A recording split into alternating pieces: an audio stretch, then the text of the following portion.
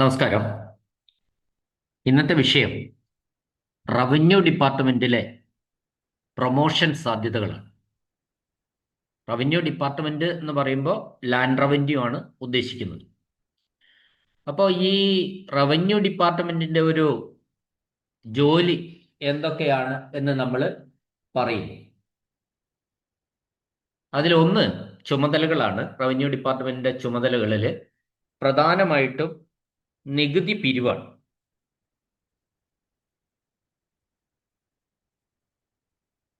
നികുതി പിരിവില് ഭൂനികുതിയുണ്ട്, സെസ് ഉണ്ട്, plantation tax ഉണ്ട്, അതേപോലെ ഭൂമി കൈകാര്യം ചെയ്യാം, ഭൂസംരക്ഷണം, ഭൂവിനിയോഗം, ഭൂമി പതിച്ചു കൊടുക്കല്, ഭൂമി സംബന്ധമായ റെക്കോർഡുകളുടെ പരിപാലനം, ദുരന്ത നിവാരണം, റവന്യൂ റിക്കവറി, തെരഞ്ഞെടുപ്പ് ചുമതല, സെൻസസ്, പൊതു അവകാശ സംരക്ഷണം, ക്രമസമാധാന പാലനം, വിവിധ സർട്ടിഫിക്കറ്റുകൾ നൽകൽ, പ്രകൃതിക്ഷോഭത്തിലെ അടിയന്തര ദുരിതാശ്വാസം, കേന്ദ്ര സംസ്ഥാന സ്വയംഭരണ സ്ഥാപനങ്ങളുടെ തദ്ദേശ സ്ഥാപനങ്ങളുടെയും പദ്ധതികൾ നടപ്പിലാക്കുന്ന നോഡൽ ഏജൻസി, ഇങ്ങനെയൊക്കെയുള്ള പ്രധാനപ്പെട്ട ഭരണപരമായ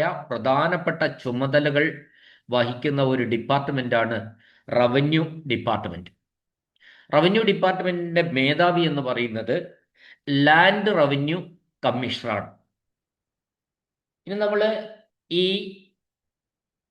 റവന്യൂ ഡിപ്പാർട്ട്മെന്റിലെ വിവിധ തസ്തികകളും അവരുടെ സ്കെയിൽ ഓഫ് പേയും എത്രയൊക്കെ വർഷം കഴിഞ്ഞാൽ ഓരോ പ്രൊമോഷനും നമുക്ക് ലഭിക്കും, ഇത്തരം കാര്യങ്ങളാണ് പറയുന്നത്. അപ്പോ നമുക്ക് ആദ്യത്തെ കാറ്റഗറി നോക്കാം.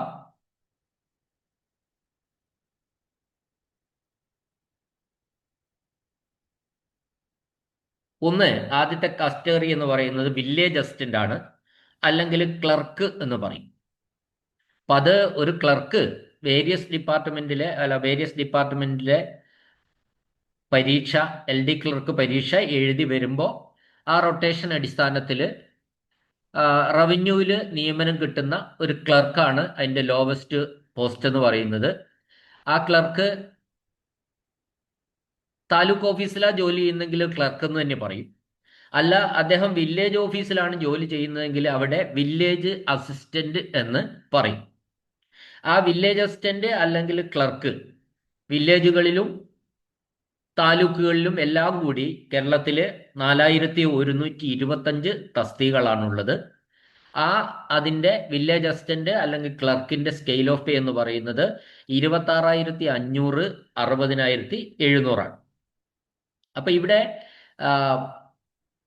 ഇത് സാധാരണ റവന്യൂ എന്നല്ല, ഏത് ക്ലർക്കിന്റെയും ഏത് ഡിപ്പാർട്ട്മെന്റിന്റെയും ക്ലർക്കിന്റെ ബേസിക് തുടങ്ങുന്നത് നമുക്കറിയാം 26,500 സ്കെയിലാണ്.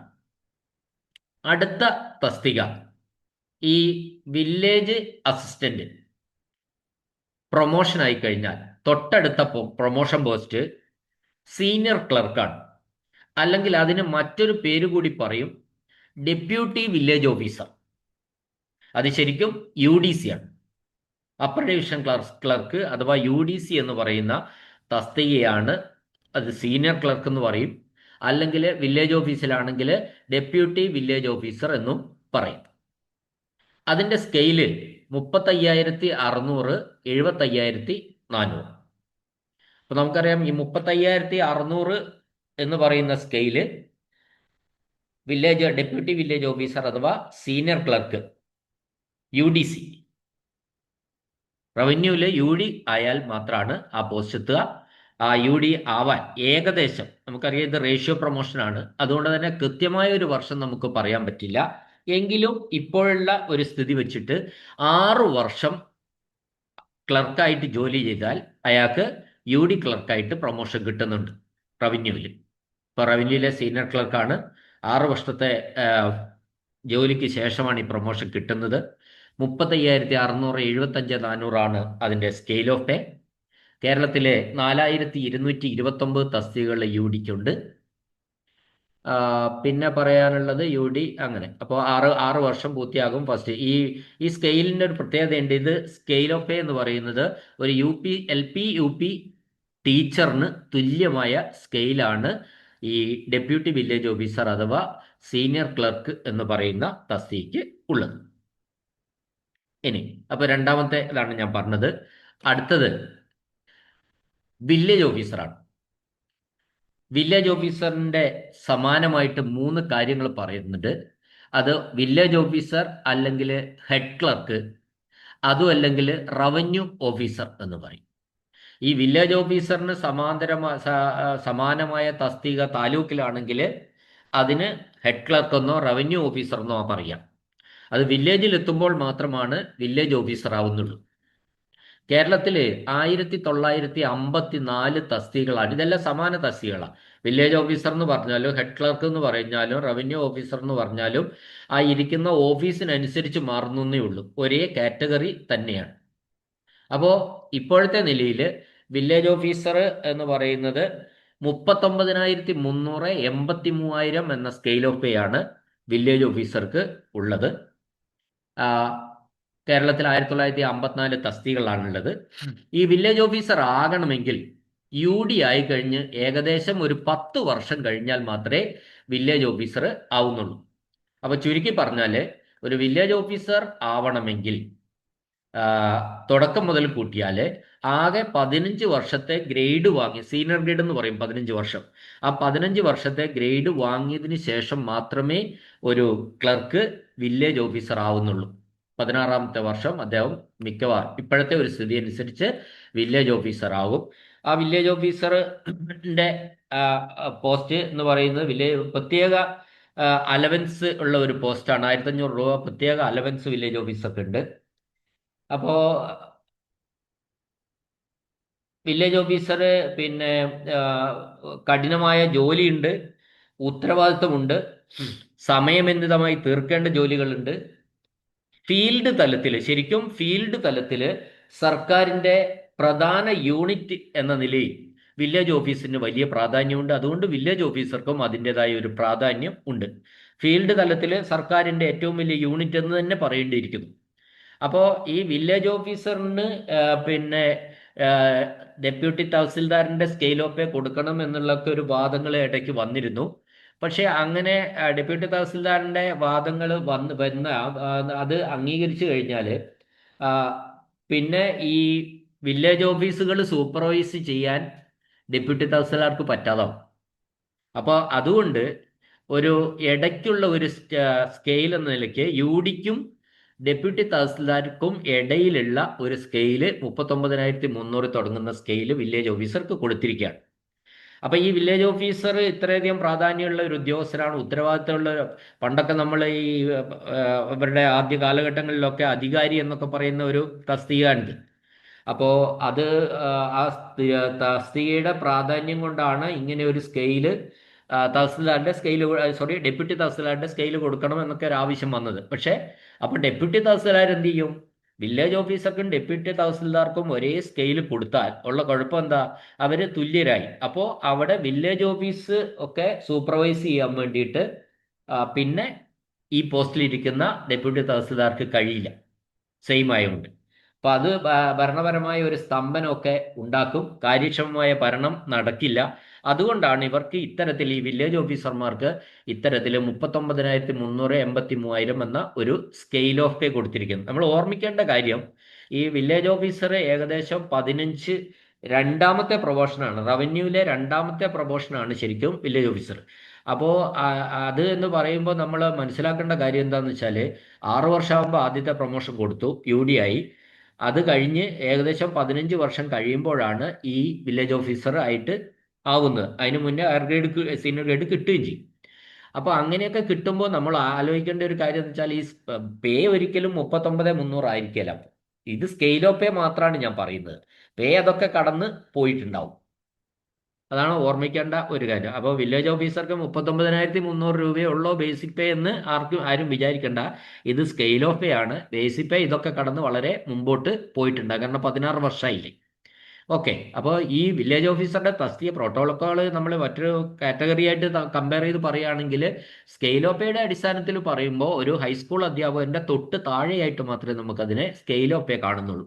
പക്ഷേ ഒരു ഉത്തരവാദിത്തമുള്ള സർക്കാരിന്റെ വളരെ പ്രധാനപ്പെട്ട റവന്യൂവിലെ ഒരു യൂണിറ്റ് എന്ന നിലയിൽ വില്ലേജ് ഓഫീസിനും പ്രാധാന്യമുണ്ട്, വില്ലേജ് ഓഫീസർക്കും അതിൻ്റെതായ പ്രാധാന്യമുണ്ട്. കേരളത്തിൽ ആകെ കൂടി ഈ പോസ്റ്റ് വില്ലേജ് ഓഫീസറുടെ അല്ലെങ്കിൽ ഹെഡ് ക്ലർക്കിന്റെ അല്ലെങ്കിൽ റവന്യൂ ഓഫീസറുടെ ആകെ തസ്തിക എന്ന് പറയുന്നത് 1954 പോസ്റ്റുകളാണ് ആകെ ഉള്ളത്. ഇനി അടുത്ത പോസ്റ്റിലേക്ക് പോകാം നമുക്ക്. ഈ വില്ലേജ് ഓഫീസറുടെ അടുത്ത പ്രൊമോഷൻ പോസ്റ്റ് എന്ന് പറയുന്നത് ഡെപ്യൂട്ടി തഹസിൽദാരാണ്. അല്ലെങ്കിൽ ഡെപ്യൂട്ടി തഹസിൽദാർ എന്ന് പറയുന്നത് ജൂനിയർ സൂപ്രണ്ടിന് തുല്യമായ തസ്തികയാണ്. ജൂനിയർ സൂപ്രണ്ട് അത് 43,400 91,200 എന്ന് പറയുന്ന സ്കെയിലാണ് ഈ ഡെപ്യൂട്ടി തഹസിൽദാറിന്റെ അല്ലെങ്കിൽ ജൂനിയർ സൂപ്പറിന്റെ സ്കെയിൽ. കമ്പയർ ചെയ്ത് പറയുകയാണെങ്കിൽ നമ്മൾ ഹൈസ്കൂൾ അധ്യാപകന്റെ നേരെ മുകളിലുള്ള സ്കെയിലും എന്നാൽ ഹയർ സെക്കൻഡറി ജൂനിയർ അധ്യാപകന്റെ തൊട്ട് താഴെയുള്ള സ്കെയിലുമാണ് ഈ ഡെപ്യൂട്ടി തഹസിൽദാർ അല്ലെ ജൂനിയർ സൂപ്രണ്ടായിട്ടുള്ള ഈ തസ്തികയ്ക്ക് ഉള്ളത്. ഇത് റവന്യൂവിലെ 1, 2, 3ാമത്തെ പ്രൊമോഷൻ പോസ്റ്റാണ്. അടുത്ത പോസ്റ്റ് എന്ന് പറയുന്നത് ഡെപ്യൂട്ടി തഹസിൽദാർ ഹയർ ഗ്രേഡ് ആണ്, അല്ലെങ്കിൽ ജൂനിയർ സൂപ്രണ്ട് ഹയർ ഗ്രേഡ്. അപ്പോൾ അവിടെ ഈ ഡെപ്യൂട്ടി തഹസിൽദാരിൽ നിന്നുകൊണ്ട് തന്നെ മറ്റൊരു പ്രൊമോഷൻ കൂടി ഇവിടെ കൊടുക്കുന്നുണ്ട്. അതിന് ഹയർ ഗ്രേഡ് എന്നാണ് പറയുന്നത്. അപ്പോൾ അതിന്റെ സ്കെയിൽ ഓഫ് പേ 50,200, 1,05,300 എന്നതാണ്. ഇത് ഈ ഡെപ്യൂട്ടി തഹസിൽദാർ തന്നെ രണ്ട് തരമുണ്ട്. ഒന്ന് ജൂനിയർ സൂപ്രണ്ടിന്റെ തസ്തിക, പിന്നെ പിന്നെ ജൂനിയർ സൂപ്രണ്ടിന്റെ അല്ലെ ഡെപ്യൂട്ടി തഹസിൽദാറിന്റെ ഹയർ ഗ്രേഡ്. രണ്ടും രണ്ട് സ്കെയിൽ ഓഫ് പേ. രണ്ടും രണ്ട് സ്കെയിൽ ഓഫ് പേ ആവെന്ന് പറയുമ്പോൾ ഓരോ സ്കെയിൽ ഓഫ് പേയിലും ഓരോ പ്രൊമോഷൻ നമുക്ക് ഈ തസ്തികയിൽ ജോലി ചെയ്യുന്നവർക്ക് കിട്ടുന്നു എന്നതാണ് സത്യം. അപ്പോൾ ഈ ഡെപ്യൂട്ടി തഹസിൽദാർ ഹയർ ഗ്രേഡ് എന്ന് പറയുമ്പോൾ അവിടെ റവന്യൂവിലെ 4ാമത്തെ പ്രൊമോഷനാണ് അത് വരുന്നത്. അപ്പോൾ ആകെ ഈ ഡെപ്യൂട്ടി തഹസിൽദാർ ഹയർ ഗ്രേഡും എല്ലാം കൂടി കൂട്ടിയാൽ, സാധാരണ ഹയർ ഗ്രേഡ് ഇല്ലാത്തവരോ ഉള്ളവരും എല്ലാം കൂട്ടിയാൽ 1,285 പോസ്റ്റുകളാണ് ഈ ഡെപ്യൂട്ടി തഹസിൽദാരുടെ മൊത്തത്തിൽ. ജൂനിയർ സൂപ്രണ്ടായിട്ടും അത് രണ്ട് കാറ്റഗറി ആയിട്ട് പറയാറുണ്ട് നമ്മൾ. ഹയർ ഗ്രേഡ് ഉള്ളവരും ഹയർ ഗ്രേഡ് ഇല്ലാത്തവരും എല്ലാവരും കൂടി കേരളത്തിൽ 1,285 തസ്തികകളാണുള്ളത്. ഡെപ്യൂട്ടി തഹസിൽദാർ സീനിയർ ഹയർ ഗ്രേഡിന്റെ സ്കെയില് 50,200, 1,05,300 ആണ്.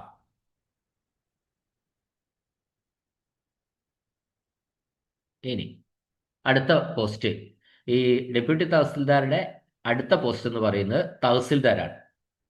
തഹസിൽദാർ എന്ന് പറയുന്നത് റവന്യൂയിലെ സീനിയർ സൂപ്രണ്ടിന്റെ തസ്തികയാണ്. സീനിയർ സൂപ്രണ്ടാണ് തഹസിൽദാരായിട്ട് വരുന്നത്. ആ തഹസിൽദാറിന്റെ സ്കെയിൽ ഓഫ് പേ എന്ന് പറയുന്നത് 51,400, 1,10,300 ആണ് തഹസിൽദാർ. ഇനി 7ാമത്തെ തസ്തികയാണ് തഹസിൽദാർ ഹയർ ഗ്രേഡ് അല്ലെ സീനിയർ സൂപ്രണ്ട് ഹയർ ഗ്രേഡ്. അല്ലെങ്കിൽ അതിന് പ്രിൻസിപ്പൽ തഹസിൽദാർ എന്ന് പറയും.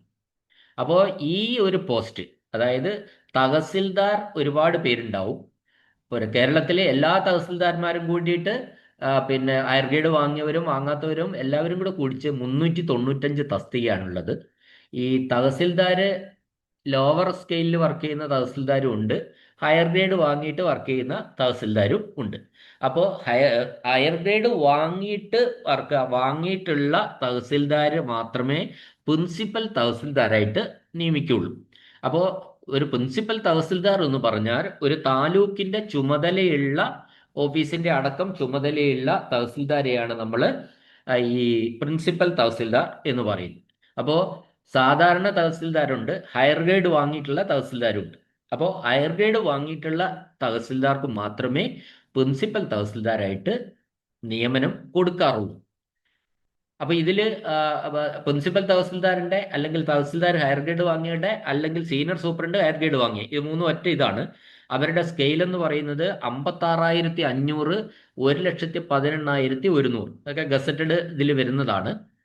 അങ്ങനെ കേരളത്തില് എല്ലാ തഹസിൽദാർമാരും കൂടിയിട്ട് അല്ലെ സീനിയർ സൂപ്രണ്ടും തഹസിൽദാരും പ്രിൻസിപ്പൽ തഹസിൽദാരും എല്ലാവരും കൂടിയിട്ട് 395 പോസ്റ്റുകളാണ് ഉള്ളത്. ഇവിടെ ഒരു തഹസിൽദാർ ആവണമെങ്കിൽ ഏകദേശം ഒരു ആകെ 20 വർഷം 21 വർഷം ആവുമ്പോഴാണ് ഒരു ആ, പിന്നെ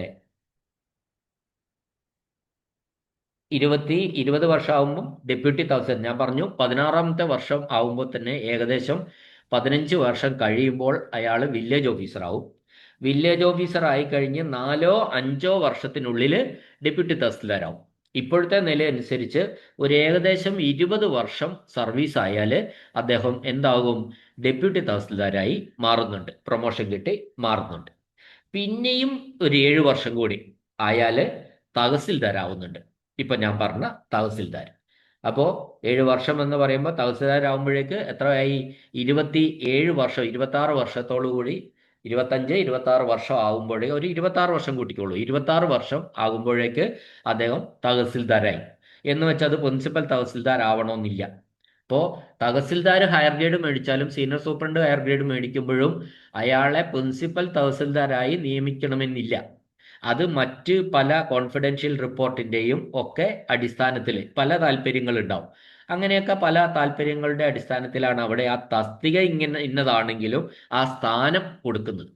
ഇപ്പൊ നമുക്കറിയാം, ചില ജീവനക്കാരെ സംബന്ധിച്ചിടത്തോളം ശിക്ഷാ നടപടികളൊക്കെ നേരിട്ടുണ്ടെങ്കിൽ അവർക്ക് കോൺഫിഡൻഷ്യൽ റിപ്പോർട്ട് പോകുമ്പോൾ അതൊക്കെ സൂചിപ്പിച്ചിട്ടുണ്ടാവും. അപ്പോൾ പ്രൊമോഷനിൽ ചെറിയ ചെറിയ പ്രശ്നങ്ങൾ അവരെ ആ പ്രൊമോഷനെ ബാധിക്കും, അത്തരം കാര്യങ്ങൾ എന്നാണ് അതിനെ സംബന്ധിച്ച് പറയാനുള്ളത്. അതാണ് തഹസിൽദാരെ കുറിച്ച് പറയുന്നത്. അപ്പോൾ തഹസിൽദാരായാലും ശരി, പിന്നെ തഹസിൽദാരെ നമ്മൾ എന്ത് പറയുന്നത്, എക്സിക്യൂട്ടീവ് മജിസ്ട്രേറ്റ് എന്നാണ് സാധാരണഗതി പറയുന്നത്. എക്സിക്യൂട്ടീവ് മജിസ്ട്രേറ്റ് ആണ് ഈ തഹസിൽദാർ എന്ന് പറയുന്നത്. താലൂക്ക് ഓഫീസുകളുടെ ചുമതലയുള്ള തസ്തികയാണ് ശരിക്കും ഈ പ്രിൻസിപ്പൽ തഹസിൽദാർ എന്ന് പറയുന്നത്. ആ പ്രിൻസിപ്പൽ തഹസിൽദാർ ഹയർ ഗ്രേഡ് വാങ്ങിയ ആൾക്കാരെ മാത്രമേ പ്രിൻസിപ്പൽ തഹസിൽദാരായിട്ട്, അല്ലെങ്കിൽ സീനിയർ സൂപ്രണ്ട് ഹയർ ഗ്രേഡ് വാങ്ങിയവരെ മാത്രമേ പ്രിൻസിപ്പൽ തഹസിൽദാരായിട്ട് നിയമിക്കാറുള്ളൂ. അപ്പോൾ ജൂനിയർ തഹസിൽദാരും അല്ലെങ്കിൽ പിന്നെ ഹയർ ഗ്രേഡ് കിട്ടാത്ത തഹസിൽദാരും സീനിയർ സൂപ്രണ്ടും, തഹസിൽദാർ ഹയർ ഗ്രേഡ് കിട്ടിയ തഹസിൽദാരും സീനിയർ സൂപ്രണ്ടും ഒക്കെ അടങ്ങുന്ന ആ ഗ്രൂപ്പ് ആകെ കൂടി 395 പോസ്റ്റുകളാണ് ഈ കേരളത്തിൽ ഉള്ളത്. ഈ തഹസിൽദാർ ഹയർ ഗ്രേഡ് വാങ്ങിയ തഹസിൽദാരുടെ തൊട്ടടുത്ത പ്രൊമോഷൻ പോസ്റ്റാണ് നമ്മൾ ഈ ഡെപ്യൂട്ടി കളക്ടർ എന്ന് പറയുന്നത്. അത് ഡെപ്യൂട്ടി കളക്ടറാണ്. അപ്പോൾ ഒരു തഹസിൽദാർ ഡെപ്യൂട്ടി കളക്ടർ ആവാൻ 3 മുതൽ 5 വർഷം വരെ സമയം എടുക്കും. ടോട്ടൽ വർഷം എന്ന് പറയുന്നത് ഏകദേശം 31 വർഷത്തോളം സർവീസ്, റവന്യൂവിൽ 31 വർഷത്തോളം സർവീസ് ആകുമ്പോഴേക്ക് അദ്ദേഹം ഡെപ്യൂട്ടി കളക്ടറായിട്ട് മാറും. അപ്പോൾ ഡെപ്യൂട്ടി കളക്ടർ, നമുക്കറിയാം ഡെപ്യൂട്ടി കളക്ടറിന്റെ സ്കെയിൽ ഓഫ് പേ എന്ന് പറയുന്നത് 63,700, 1,23,700 എന്നാണ്. ഇപ്പോൾ വിദ്യാഭ്യാസ വകുപ്പിലെ ഒരു പോസ്റ്റുമായി കമ്പയർ ചെയ്താൽ ജില്ലാ വിദ്യാഭ്യാസ ഉപഡയറക്ടറുടെ അതേ സ്കെയിലാണ്, DDയുടെ അതേ സ്കെയിലാണ് ഡെപ്യൂട്ടി കളക്ടറിനും ഉള്ളത്. അപ്പോൾ ഡെപ്യൂട്ടി കളക്ടർ എന്ന് പറയുന്നത് ഏകദേശം റവന്യൂവിൽ അതിനിടയിൽ നിർബന്ധിത ടെസ്റ്റുകൾ ഉണ്ട്. ആ ടെസ്റ്റുകളൊക്കെ പാസ്സാണ്, അതിവിടെ ഞാൻ പറയുന്നില്ല. ആ ടെസ്റ്റുകളൊക്കെ പാസ്സാകേണ്ടിയിരിക്കുന്നു. എങ്കിൽ പോലും നമുക്ക് ഒരു 31 വർഷം ആവുമ്പോഴേക്കും മിക്കവാറും അത് 30 വർഷം 31 വർഷം കൃത്യമായി പറയാൻ പറ്റില്ല. നമുക്കറിയാലോ, റേഷ്യോ പ്രൊമോഷനും ഈ വേക്കൻസികളൊക്കെ വരുന്നതനുസരിച്ചാണ് ആൾക്കാരെ പ്രൊമോട്ട് ചെയ്യുന്നത്. 30-31 വർഷത്തോളം കൊണ്ട് ഒരു ആകെ സർവീസാണ് ഞാൻ പറയുന്നത്. തഹസിൽദാർ ഒരു 3 വർഷം, തഹസിൽദാർ 3 മുതൽ 5 വർഷം ആകുമ്പോൾ ഡെപ്യൂട്ടി കളക്ടർ ആവും. ടോട്ടൽ പറഞ്ഞാൽ ഏകദേശം ഒരു 30-31 വർഷം കൊണ്ട് ഡെപ്യൂട്ടി കളക്ടർ ആവുന്നുണ്ട്. ഇനി ഡെപ്യൂട്ടി കളക്ടർ കഴിഞ്ഞാൽ അതിൻ്റെ ഒരു പ്രൊമോഷൻ പോസ്റ്റാണ് ഡെപ്യൂട്ടി കളക്ടറിന്റെ സീനിയർ ഗ്രേഡ്. ആ സീനിയർ ഗ്രേഡിന്റെ സ്കെയിൽ എന്ന് പറയുന്നത് 1,07,800, 1,60,000. അവിടെ നമ്മൾ മനസ്സിലാക്കേണ്ട കാര്യം, ആ ഡെപ്യൂട്ടി കളക്ടറും ഡെപ്യൂട്ടി കളക്ടർ സീനിയർ ഗ്രേഡും തമ്മിൽ ബേസിക് പേയിൽ, ആ സ്കെയിൽ ഓഫ് പേയിൽ തന്നെ ഏകദേശം ഒരു 40,000-ന് മുകളിൽ പേയിൽ വ്യത്യാസമാണ്. വലിയ ഒരു സ്കെയിൽ ഡിഫറൻസ് നമുക്കവിടെ കാണാം.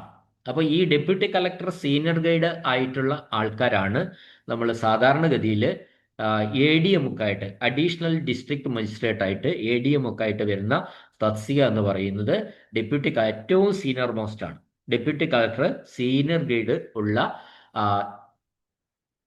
ഡെപ്യൂട്ടി കളക്ടർമാരാണ്. സീനിയർ ഗ്രേഡ് ഉള്ള ഡെപ്യൂട്ടി കളക്ടർമാരാണ് എവിടെ എത്തുന്നത്? അവരെ ഡെപ്യൂട്ടി കളക്ടർ, ഒരു വിഭാഗം ഡെപ്യൂട്ടി കളക്ടർ അല്ലെങ്കിൽ ADM ആയിട്ട് നിയമിക്കുക. അത് സ്ഥാനപ്പേരിൽ മാത്രം മാറ്റമുള്ളൂ, സ്കെയിൽ ഓഫ് പേ അല്ല. ഡെപ്യൂട്ടി കളക്ടർ കുറേ ഡെപ്യൂട്ടി കളക്ടർമാർ ഒരു ജില്ലയിൽ ഉണ്ടാവും. അപ്പോൾ അവരുടെ സ്ഥാനങ്ങൾക്ക് പേരിന് മാത്രമേ മാറ്റമുള്ളൂ. സീനിയർ ഗ്രേഡ് വാങ്ങിയ ഡെപ്യൂട്ടി കളക്ടർമാരാണെങ്കിൽ എല്ലാവർക്കും 1,07,800, 1,60,000 സ്കെയിൽ ഓഫ് പേയില അവർ നിൽക്കുന്നത്. മൊത്തത്തിൽ ഡെപ്യൂട്ടി കളക്ടർമാർ സീനിയർ ഗ്രേഡ് വാങ്ങിയവരും വാങ്ങാത്തവരുമായിട്ട് കേരളത്തിൽ 144 ഡെപ്യൂട്ടി കളക്ടർമാരാണ് ഉള്ളത്. അപ്പോൾ ഈ ഡെപ്യൂട്ടി കളക്ടർ വരെ ഞാൻ പറയുന്നുള്ളൂ, ഡെപ്യൂട്ടി കളക്ടർ സീനിയർ ഗ്രേഡ്.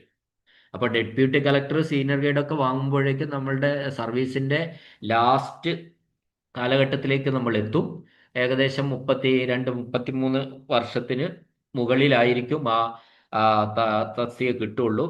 റവന്യൂവിലെ ഏറ്റവും ഉയർന്ന പോസ്റ്റ്, നമ്മൾ എഴുതിയെടുക്കുന്നതിൽ ഏറ്റവും ഉയർന്ന പോസ്റ്റ് എന്ന് പറയുന്നത് നമുക്ക് ഡെപ്യൂട്ടി കളക്ടർ സീനിയർ ഗ്രേഡ് ആണ്. അത് ADM ഒക്കെ ആയിട്ട് വർക്ക് ചെയ്യുന്ന ഒരു പോസ്റ്റാണത്. സീനിയർ ഗ്രേഡ് വാങ്ങിയിട്ടില്ല ഡെപ്യൂട്ടി കളക്ടറെ ചിലരെ അവർ കോൺഫിഡൻഷ്യൽ റിപ്പോർട്ടൊക്കെ വാങ്ങി അത് കാര്യക്ഷമതയുടെ ഒക്കെ അടിസ്ഥാനത്തിലാണ് എന്തായി നിയമിക്കും, ADM ആയിട്ട് നിയമിക്കും. പക്ഷെ അങ്ങനെ നിയമിച്ചാൽ ഈ സ്കെയിൽ ഓഫ് പേക്കൊന്നും യാതൊരുവിധ മാറ്റവും ഉണ്ടാകുന്നില്ല. നമ്മൾ ഓർമ്മിക്കുക, ഈ ഡെപ്യൂട്ടി കളക്ടർ സീനിയർ ഗ്രേഡിന്റെ സ്കെയിൽ ഓഫ് പേ ഒരിക്കലും കൂടി ഞാൻ പറയാണ്, 1,07,800, 1,60,000 ആണ്. അപ്പോൾ മിനിമം 1,07,800 അന്നേരം തന്നെ ഉണ്ടാവും ഡെപ്യൂട്ടി കളക്ടർ സീനിയർ ഗ്രേഡ് കിട്ടുമ്പോൾ തന്നെ. ഒരുപക്ഷെ അതിൽ കൂടുതൽ കുറേ സർവീസ് ഉണ്ടെങ്കിൽ അതിൽ കൂടുതലായി പോവുകയും ചെയ്യും.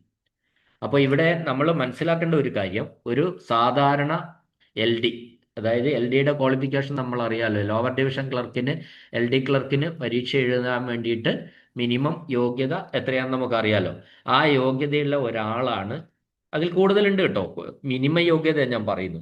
അപ്പോൾ ആ യോഗ്യതയുള്ള ഒരാളാണ്. ഡിഗ്രി ഒന്നും ഇല്ലാത്ത ഒരുപാട് പേര് പരീക്ഷ എഴുതുന്നുണ്ട്, കിട്ടുന്നുണ്ട്. ആ യോഗ്യതയുള്ള ആൾക്കാർ വളരെ നേരത്തെ സർവീസിൽ കയറി കഴിഞ്ഞാൽ അവർക്ക് ഈ തസ്തികയിൽ വെച്ച് നമുക്ക് റിട്ടയർ ചെയ്യാൻ വേണ്ടി കഴിയും. വലിയ ഒരു എടുത്താൽ പൊങ്ങാത്ത ഒരു സ്കെയിലുമാണ് അതിലുള്ളത്. അപ്പോൾ അതൊക്കെ നമ്മൾ പിന്നെ പുതിയതായിട്ട് വരുന്ന, ഇപ്പോൾ റവന്യൂവിലെ കാര്യം മാത്രമാണ് ഞാൻ പറഞ്ഞത്. റവന്യൂവിൽ കിട്ടുന്നത് തന്നെ സാധാരണഗതിയിൽ ആ റൊട്ടേഷനിൽ നമുക്ക് LD ക്ലർക്കിൻ്റെ വേരിയസ് എഴുതി കഴിഞ്ഞാൽ ലിസ്റ്റ് വന്നാൽ തന്നെ നമ്മൾ ഏത് ഡിപ്പാർട്ട്മെൻറ്റിലാണ് നിയമിക്കപ്പെടുന്നതെന്ന് നമുക്ക് നേരത്തെ പറയാൻ കഴിയില്ല. അത് ആ റൊട്ടേഷനിൽ എവിടെയാണോ വേക്കൻസി വരുന്നത് അവിടേക്ക് നമ്മൾ പോവുക ചെയ്തു. അതിൽ ഞാൻ റവന്യൂ മാത്രം ഇന്നൊന്ന് സെലക്ട് ചെയ്തെടുത്തു എന്ന് മാത്രമേ ഉള്ളൂ. അപ്പോൾ അതിൽ ഇതാണ് അതിൻ്റെ ഒരു സ്ഥിതി. അപ്പോൾ എത്ര പ്രൊമോഷനായി ശരിക്കും? 9ാമത്തെ തസ്തിക ഞാനിവിടെ പറഞ്ഞത്. 9ാമത്തെ തസ്തിക എന്ന് പറയുന്നത് 9 ബേസിക് തസ്തികയായിരുന്നു, ക്ലർക്കായിരുന്നു.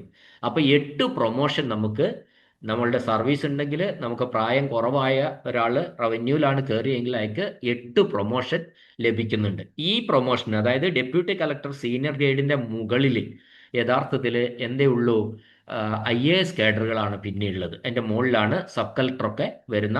സബ് കളക്ടർ പിന്നെ മിക്കവാറും RDO അതൊക്കെ സബ് കളക്ടർമാരെയാണ് ഇപ്പോൾ റവന്യൂ ഡിവിഷണൽ ഓഫീസർമാരായിട്ട് നിയമിക്കുന്നത്. അത് IAS കേഡറാണ്. അതുകൊണ്ട് അതിവിടെ ഞാൻ പറയുന്നില്ല. ഇനി ഇതിനകത്ത് വരുന്ന ചില കാര്യങ്ങൾ, നമ്മൾ ഈ സ്പെഷ്യൽ വില്ലേജ് ഓഫീസർ എന്ന് എവിടെയെങ്കിലും കണ്ടിട്ടുണ്ടാകും നമ്മൾ. ഈ സ്പെഷ്യൽ വില്ലേജ് ഓഫീസർ 2 പോസ്റ്റുകൾ, അത് ആ സ്ഥാനപ്പേരുകൾ പൊതുജനങ്ങൾക്കിടയിൽ വലിയൊരു ആശയക്കുഴപ്പമുണ്ടാക്കുന്ന ഒരു തസ്തികയാണ്. Village officer, special village officer. അപ്പോൾ ഈ സ്പെഷ്യൽ വില്ലേജ് ഓഫീസർ എന്ന് പറഞ്ഞാൽ അദ്ദേഹമാണ് വലിയ വില്ലേജ് ഓഫീസറേക്കാൾ വലിയ ആൾ എന്നൊരു തോന്നൽ ഉണ്ടാവും അങ്ങനെ പറയുമ്പോൾ. പക്ഷേ യഥാർത്ഥത്തിൽ ആ സ്പെഷ്യൽ വില്ലേജ് ഓഫീസർ എന്ന് പറയുന്ന വാക്കിപ്പം മാറ്റി അത് ഡെപ്യൂട്ടി വില്ലേജ് ഓഫീസർ എന്നാക്കിയിട്ടുണ്ട്. അപ്പോൾ ശരിക്കും ഈ ഡെപ്യൂട്ടി വില്ലേജ് ഓഫീസറാണ് ഈ പിന്നെ സ്പെഷ്യൽ വില്ലേജ് ഓഫീസർ എന്ന് പറയും. എന്ന് പറഞ്ഞാൽ ഡെപ്യൂട്ടി വില്ലേജ് ഓഫീസർ എന്ന് പറയുന്നത് ശരിക്കും എന്താണ്, സീനിയർ ക്ലർക്ക് മാത്രമാണ്. ഒരു UD ക്ലർക്കിൻ്റെ സ്ഥാനമാണ് ഈ സ്പെഷ്യൽ വില്ലേജ് ഓഫീസറിന് അല്ലെങ്കിൽ ഡെപ്യൂട്ടി വില്ലേജ് ഓഫീസറിന് ഉള്ളത് എന്ന കാര്യവും നമ്മൾ അറിയുക. മറ്റൊരു തസ്തിക ഞാൻ പറയാത്ത ഒരു തസ്തിക, അത് ഈ പാറ്റേണിൽ വരാത്തതാണ്. അതാണ് village field assistant. Village field assistant എന്ന് പറയുന്നത് ഫീൽഡ് മെയിനായിട്ട് പോകുന്ന ഒരു വില്ലേജിലുള്ള ഒരു ഉദ്യോഗസ്ഥനാണ് വില്ലേജ് ഫീൽഡ് അസിസ്റ്റന്റ് എന്ന് പറയും. ഈ വില്ലേജ് ഫീൽഡ് അസിസ്റ്റന്റ് എന്ന് പറയുന്നത് നമ്മുടെ സാധാരണ LD ക്ലർക്കിൻ്റെ തൊട്ട് താഴെയുള്ള പോസ്റ്റാണ്. നമ്മൾ ഓഫീസിലെ OAയുടെ മുകളിലുള്ള പോസ്റ്റുമാണ്. എന്നാൽ ആ, ആ, പിന്നെ ക്ലർക്കിന്റെ തൊട്ട് താഴെയുള്ള പോസ്റ്റാണ്. അതിന്റെ സ്കെയിൽ ഓഫ് പേ 24,400, 55,200 ഈ പോസ്റ്റിലേക്ക് പ്രത്യേകമായിട്ടാണ് നിയമനം. നമ്മുടെ LD ക്ലർക്ക് റാങ്ക് ലിസ്റ്റിൽ നല്ല ഇതിലേക്ക് നിയമനം. ഇത് പ്രത്യേകമായിട്ട് വില്ലേജ് ഫീൽഡ് അസിസ്റ്റന്റ് പ്രത്യേകമായിട്ട് കോൾ ഫോർ ചെയ്ത് നിയമിക്കുന്ന ഒരു തസ്തികയാണ്. അതിന് 3098 പോസ്റ്റുകൾ കേരളത്തിൽ ഉണ്ട്. 24,400, 55,200 എന്ന് പറയുന്നതാണ് അവരുടെ തസ്തിക. ഇത് കുറേ ഇത് കഴിഞ്ഞാൽ ഇവർക്ക് പ്രൊമോഷനൊക്കെ കിട്ടും. സർവീസ് ടെസ്റ്റൊക്കെ പാസ്സായി കഴിഞ്ഞാൽ വീണ്ടും അവർക്ക് പ്രൊമോഷനൊക്കെ കിട്ടും. അപ്പോൾ ഞാനിതൊരു വെറുതെ പിന്നെ ഒരു ഇൻഫർമേറ്റീവ് വീഡിയോ നമ്മൾ പിന്നെ പൊതുജനങ്ങൾക്കും ഈ PSC പരീക്ഷ എഴുതുന്നവർക്കും സീനിയർ ആയിട്ടുള്ള വിദ്യാർത്ഥികൾക്കും ഒക്കെ ഈ നമ്മൾ ഈ പരീക്ഷ എഴുതുമ്പോൾ അങ്ങനെ ഒരു താല്പര്യം ഉണ്ടാവില്ല. നമുക്ക് റവന്യൂ ഡിപ്പാർട്ട്മെന്റ് കിട്ടിയാൽ അവിടുത്തെ സാധ്യതകൾ എന്തൊക്കെയാണ്? ചില ഡിപ്പാർട്ട്മെന്റുകളെ പറ്റി നമ്മൾ പറയാറുണ്ട്, പ്രൊമോഷൻ വളരെ പെട്ടെന്ന് പ്രൊമോഷൻ കിട്ടുന്ന കൂടുതൽ പ്രൊമോഷനുള്ള ഡിപ്പാർട്ട്മെന്റുകൾ, അങ്ങനെയൊക്കെ പറയാറുണ്ട്. അത്തരത്തിലുള്ള ഒരു ഡിപ്പാർട്ട്മെന്റ് തന്നെയാണ് ഈ ലാൻഡ് റവന്യൂ ഡിപ്പാർട്ട്മെന്റ്. ഒരുപാട് തസ്തികകളും വളരെ പ്രാധാന്യം അർഹിക്കുന്ന ഒരു ആ, ഒരു ഓഫീസുമാണ് ഈ പൊതുവെ ഈ റവന്യൂ ഓഫീസുകൾ എന്ന കാര്യവും നമ്മൾ തിരിച്ചറിയേണ്ടതായിട്ടുണ്ട്. അപ്പോൾ അനന്ത സാധ്യതകൾ, 8 പ്രൊമോഷൻസ് ഉള്ള അവസാനം പ്രായമൊക്കെ കുറവാണെങ്കിൽ നേരത്തെ തന്നെ PSC പരീക്ഷയ്ക്ക് എഴുതി റവന്യൂയിൽ കിട്ടുകയാണെങ്കിൽ ഡെപ്യൂട്ടി കളക്ടർ സീനിയർ ഗ്രേഡായിട്ട് നമുക്ക് പിരിയാം. ADM ഒക്കെ ഇരുന്ന അതേ കേഡറിലുള്ള പോസ്റ്റാണ്. വലിയ ഒരു സ്കെയിലും നമുക്ക് അതിൽ നിന്ന് കിട്ടും. എല്ലാവർക്കും വേണ്ടി ഉള്ള ഒരു വീഡിയോ ആയിട്ട് ഇതിനെ കണക്കാക്കാം. തീർച്ചയായിട്ടും നിങ്ങൾ ഈ തരത്തിലുള്ള വീഡിയോസ് ഇഷ്ടപ്പെടുന്നുണ്ടെങ്കിൽ നിങ്ങൾ ദയവായി ലൈക്ക് ചെയ്യണം. ഈ ചാനലൊന്ന് സബ്സ്ക്രൈബ് ചെയ്ത് നിങ്ങൾ പ്രോത്സാഹിപ്പിക്കണം. മാത്രമല്ല, എന്തെങ്കിലും അഭിപ്രായങ്ങൾ ഉണ്ടെങ്കിൽ നിങ്ങൾ കമൻറ്റ്. ഞാനിങ്ങനെ ഈ ഇത്തരത്തിലുള്ള സംഗതികളൊക്കെ കൂടുതലായിട്ട് ചെയ്യുന്നത് എന്താണെന്ന് പറഞ്ഞാൽ എനിക്ക് സർവീസ് മാറ്റേഴ്സിൽ കുറച്ച് ഇഷ്ടം കൂടുതലാണ്. അതുകൊണ്ടാണ് ഏതെല്ലാം പോയി വന്നാലും അവസാനം വീണ്ടും ഞാൻ സർവീസ് മാറ്റേഴ്സിൽ തന്നെ എത്തുന്നത്. ഓക്കെ, ഒരു വീഡിയോ ഒക്കെ കണ്ടിട്ട് കേട്ട് നോക്ക്. എന്നിട്ട് നിങ്ങൾ ഒരു കമൻറ്റ് രേഖപ്പെടുത്തുക. നല്ലതായാലും മോശമായാലും ചീത്തയൊന്നും വിളിക്കരുത്. പിന്നെ രേഖപ്പെടുത്തുക. എന്നെ കേട്ട എല്ലാവർക്കും നന്ദി, നമസ്കാരം.